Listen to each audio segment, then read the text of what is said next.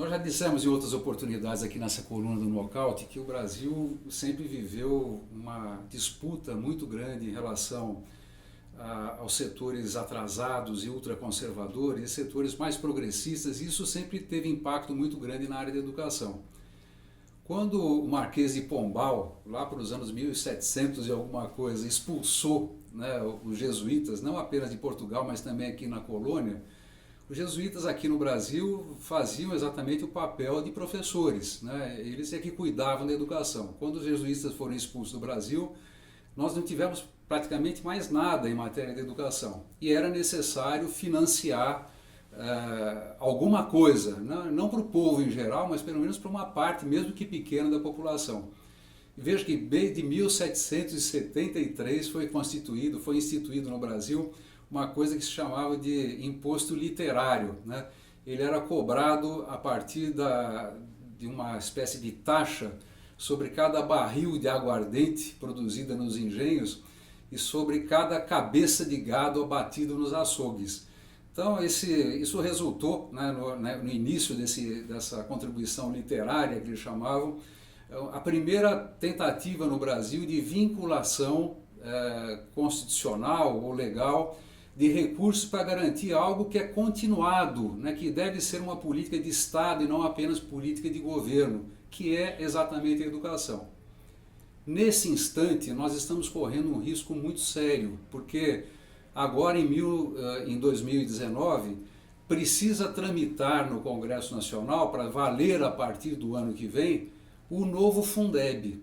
O Fundeb, que é o Fundo de Manutenção e Desenvolvimento do Ensino Fundamental e da Educação Básica e Valorização do Magistério, que veio a substituir o Fundef, que foi criado no período do Fernando Henrique Cardoso. O Fundeb foi criado no período do governo Lula, né, e, portanto, sob a liderança do ex-ministro Fernando Haddad.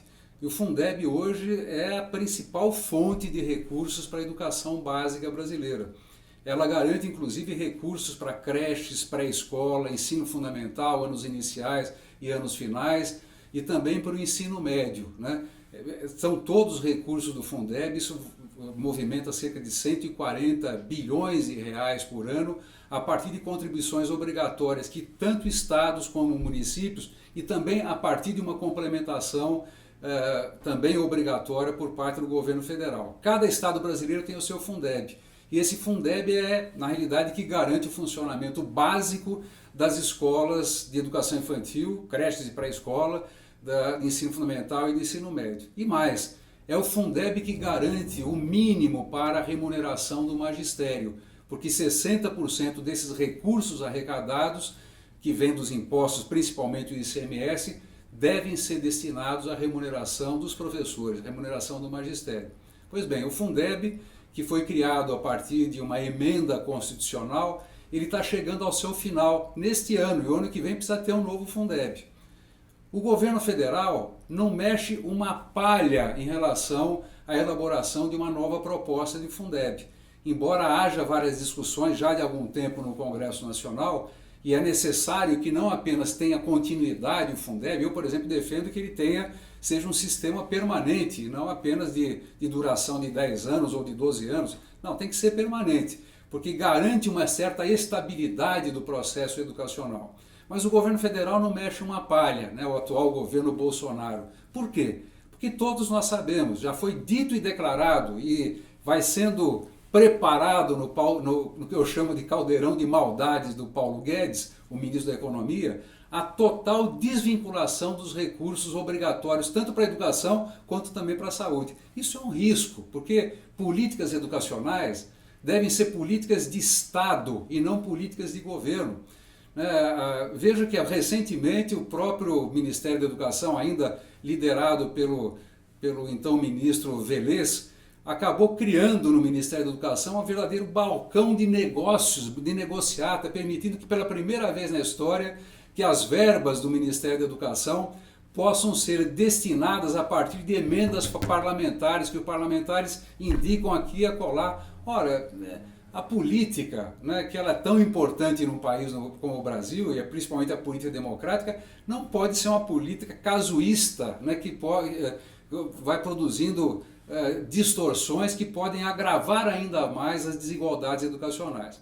Mas o que eu chamo a atenção é a necessidade de defesa do Fundeb, né? O Fundeb, que é uma construção também que veio de muitos debates, de muito amadurecimento, inclusive de diferentes governos. Ele é uma construção importante, deve ser defendido pelos governos estaduais, defendido pelos governos municipais, mas sobretudo defendido pelos educadores e pela comunidade educacional inteira.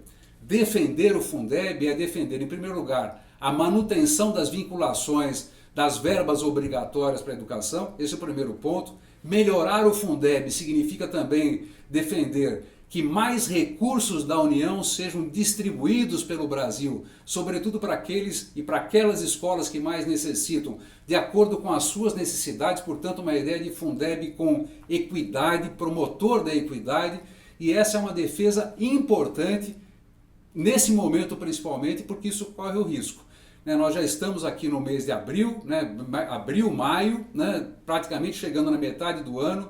Fundeb depende de emenda constitucional, o Congresso Nacional está em polvorosa, ocupado por outras questões, inclusive sobre a questão da reforma da Previdência, que eu sempre acho, vou falar isso em outro momento, a reforma da Previdência, no fundo, acho que é uma grande distração, posta por esse ministro da Economia e pelo próprio presidente da República, porque atrás desse biombo, dessa cortina de fumaça, nós não vemos nenhuma proposta de desenvolvimento econômico, de desenvolvimento industrial, de desenvolvimento das forças produtivas, de desenvolvimento da justiça social, da educação e da saúde. Não tem nada atrás disso, só parece que tem a reforma da Previdência. Mas há uma questão central que é a defesa do Fundeb, das vinculações dos recursos obrigatórios da educação, coisa que, aliás, está no Plano Nacional da Educação, uma lei brasileira da maior importância que precisa ser por todos nós e por todas nós defendidos o tempo inteiro. O Plano Nacional da Educação e os direitos da educação brasileira